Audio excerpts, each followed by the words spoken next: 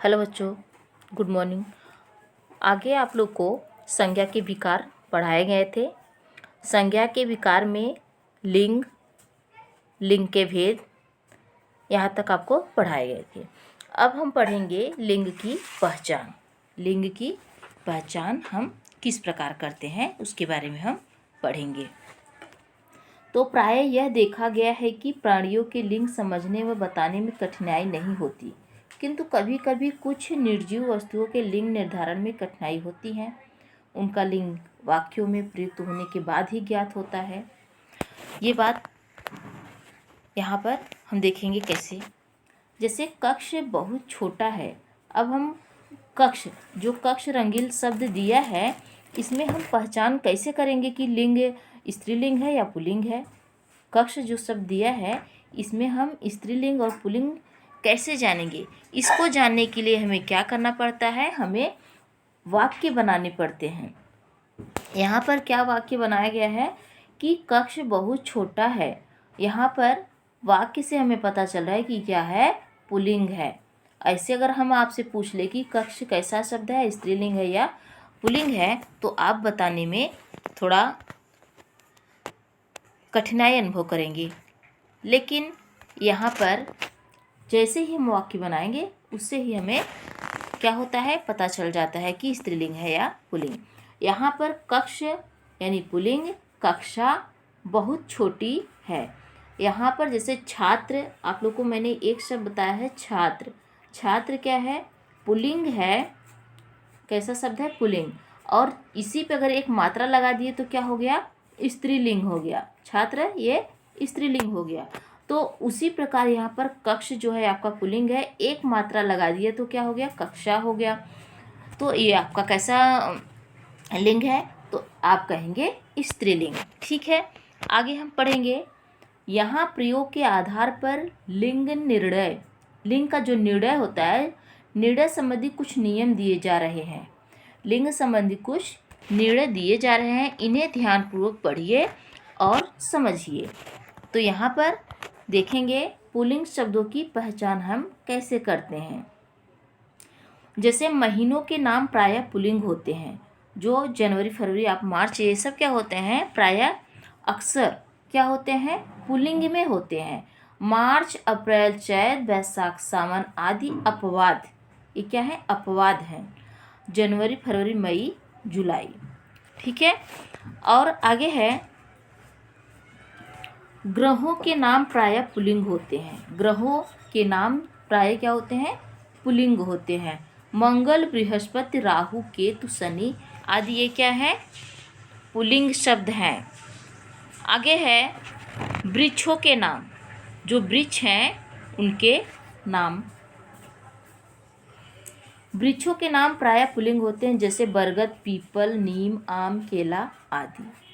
प्रायः मतलब यहाँ पर इसलिए लगाया है कि सभी वृक्ष जो है क्या है, पुल्लिंग नहीं, बल्कि कुछ, प्रायः यानी कि कुछ वृक्ष क्या होते हैं, पुल्लिंग होते हैं।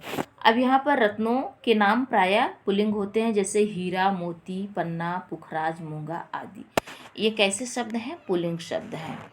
और आगे देखते हैं, अनाजों के नाम प्रायः पुल्लिंग होते हैं, जैसे गेहूँ, बाजरा, मक्का, जौ, चावल आदि क्या है, अपवाद हैं। ज्वार, ये सब क्या है, पुल्लिंग शब्द हैं। जिन शब्दों के अंत में अ, अक, दान आदि आते हैं वे प्रायः पुल्लिंग होते हैं, जैसे नल, सांप, पाठक, फूलदान आदि।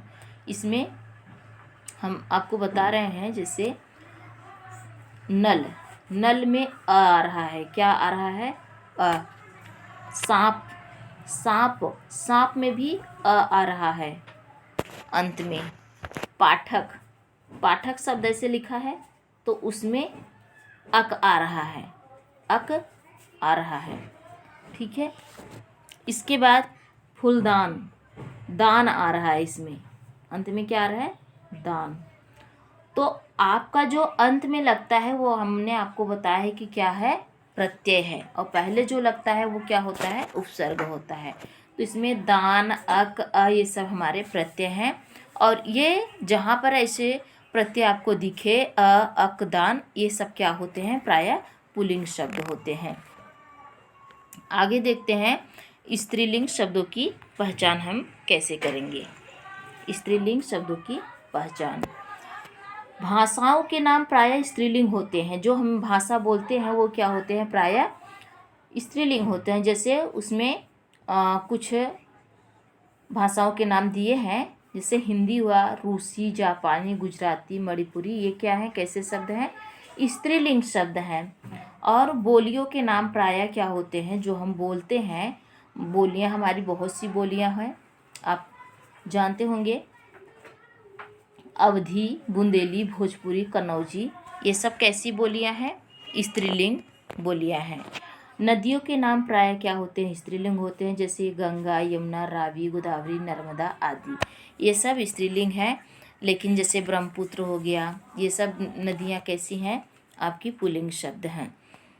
तिथियों के नाम, जो डेट है, प्रथमा, चतुर्थी, पंचमी, पूर्णिमा, अमावस्या आदि, आप सब देखते हैं, पढ़ते होंगे, कैलेंडर में अक्सर आपको दिखाई देता होगा। ऐसे तिथियों के नाम क्या होते हैं, प्रायः स्त्रीलिंग होती हैं। लिपियों के नाम प्रायः स्त्रीलिंग होते हैं। जैसे बनकर देवनागरी, गुरुमुखी, फारसी, बंगाली आदि, ये कैसे शब्द हैं, देवनागरी, गुरुमुखी, फारसी, बंगाली आदि क्या है, स्त्रीलिंग शब्द हैं। लिपियां आप लोग जानते हो, जैसे हम क्या है, देवनागरी लिपि में लिखते हैं, गुरुमुखी में कौन लिखता है, पंजाबी लोग लिखते हैं, फारसी में आपकी उर्दू होती है, बंगाली, ये सब क्या है, कुछ लिपियों के नाम दिए हैं जो क्या होते हैं, हमेशा स्त्रीलिंग होते हैं।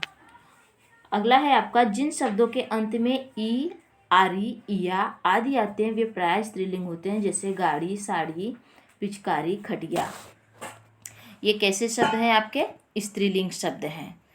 तो यहाँ पर ई, आरी, इया, ये सब क्या है, हमारे प्रत्यय हैं। प्रत्यय, जहाँ पर ई, आरी, इया प्रत्यय आपको दिखे तो समझ लेना ये कैसे शब्द हैं, स्त्रीलिंग शब्द हैं। आगे देखते हैं, यह भी जानना, आपको इसमें दिया है कि कुछ शब्दों के साथ नर या मादा लगाकर पुल्लिंग और स्त्रीलिंग शब्द बनाए जाते हैं। जैसे नर, नर के बाद खरगोश, मच्छर, और मादा मच्छर बोलते हैं, नर मच्छर बोलते हैं, है ना, नर खरगोश बोलते हैं, मादा खरगोश बोलते हैं, है ना।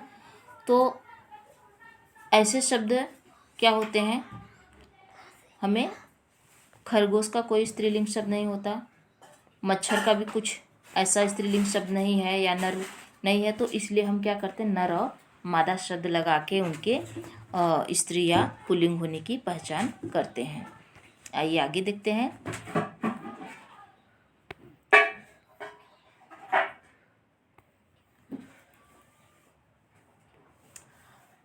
निर्जीव वस्तुओं का भी लिंग होता है। इनके लिंग का निर्धारण क्रिया द्वारा किया जाता है।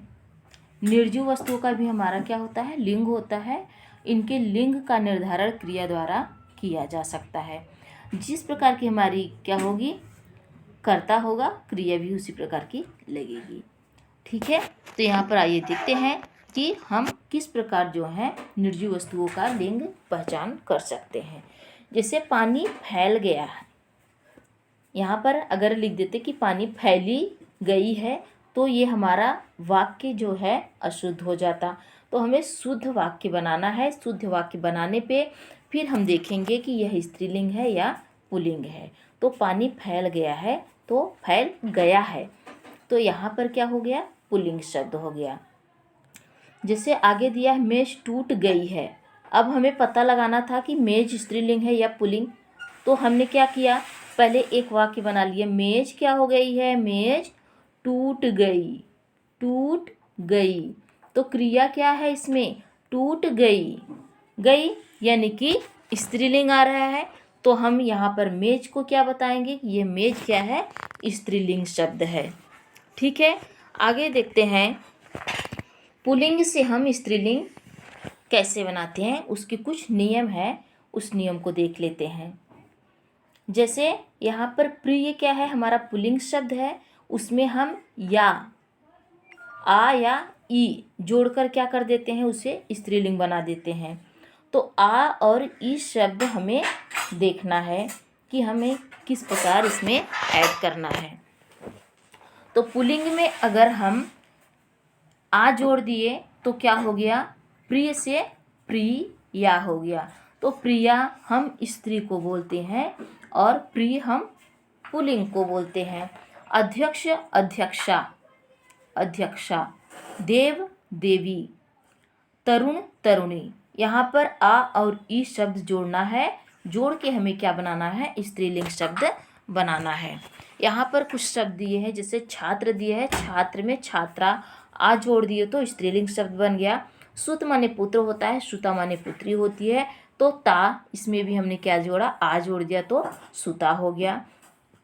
चाचा चाची, चाचा हमारा पुल्लिंग शब्द आप लोग जानते ही होंगे, और चाची भी हमारी स्त्रीलिंग होती है। तो इसमें डिफरेंट क्या है कि चाची में हमने ई जोड़ दिया, चाची में मैंने क्या जोड़ दिया, ई जोड़ दिया, तो यहाँ पर चाची हो गया।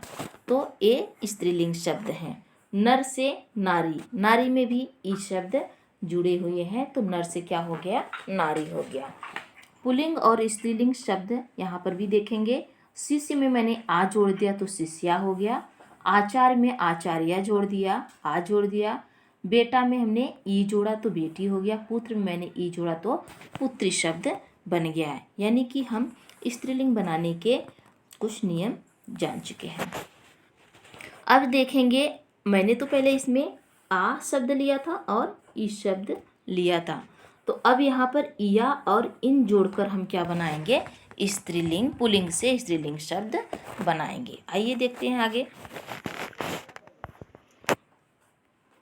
जैसे बंदर है, क्या है, बंदर शब्द दिया है तो उसमें बंदरिया, इया जोड़ा, मैंने क्या जोड़ा, रिया है, रिया, तो इसमें हम रिया शब्द नहीं लिखेंगे।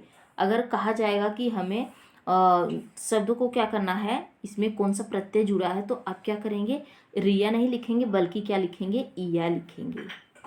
क्या लिखेंगे, इया शब्द लिखेंगे। तो बंदर में इया जोड़ा तो क्या बन गया, बंदरिया।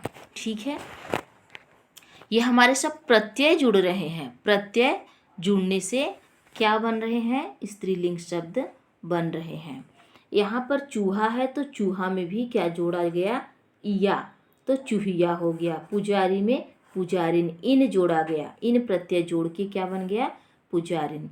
धोबी में धोबिन, इन प्रत्यय जोड़ा गया तो स्त्रीलिंग प्रत्यय बन गया, स्त्रीलिंग शब्द बन गया। बूढ़ा में क्या जोड़ा गया, बुढ़िया, इया जोड़ा गया, क्या जोड़ा गया शब्द, इया शब्द जोड़ा गया। चिड़ा में चिड़िया जोड़ा गया। लुहार में लुहारिन, इन शब्द जोड़ा गया। माली में मालिन, इन शब्द जोड़ा गया तो स्त्रीलिंग शब्द बन गया। खाट, खाट में खटिया, इया जोड़ा गया, क्या जोड़ा गया, खाट शब्द पुल्लिंग है, खटिया क्या है, स्त्रीलिंग। लोटा लुटिया, लोटा लुटिया, तो लोटा शब्द क्या है आपका, पुल्लिंग है, और लुटिया क्या है, स्त्रीलिंग शब्द है। सुनार, सुनार में सुनार शब्द दिया है तो उसमें सुनारिन, इन जोड़ा गया।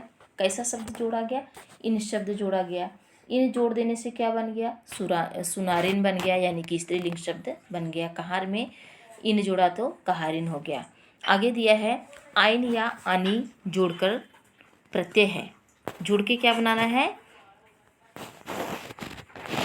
स्त्रीलिंग शब्द बनाने हैं। तो यहाँ पर देखेंगे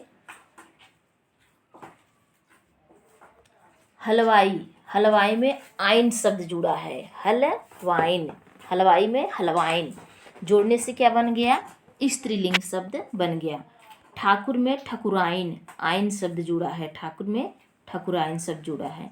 आगे है सेठ में सेठानी, आनी जुड़ा है, आनी प्रत्यय जुड़ने से क्या बन गया, सेठानी। जेठ में जेठानी, आनी प्रत्यय जुड़ा है। तो हम कुछ प्रत्यय ऐसे होते हैं जिन्हें जोड़कर स्त्रीलिंग शब्द बना सकते हैं, तो आप इस सब शब्दों को पढ़ के उनको समझ सकते हो। आगे दिया है इका और नि जोड़कर क्या बनाने हैं हमें स्त्रीलिंग